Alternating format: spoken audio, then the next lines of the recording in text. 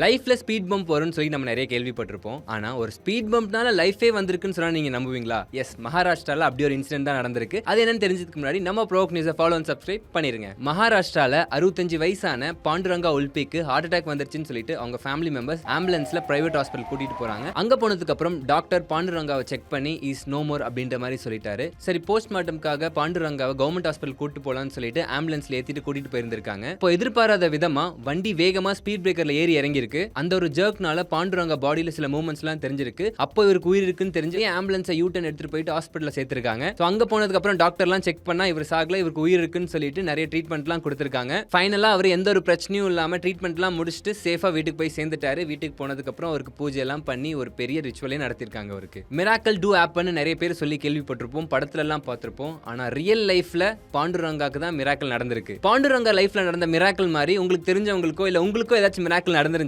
அது நம்ம கமெண்ட் செக்ஷன்ல சொல்லிட்டு போங்க.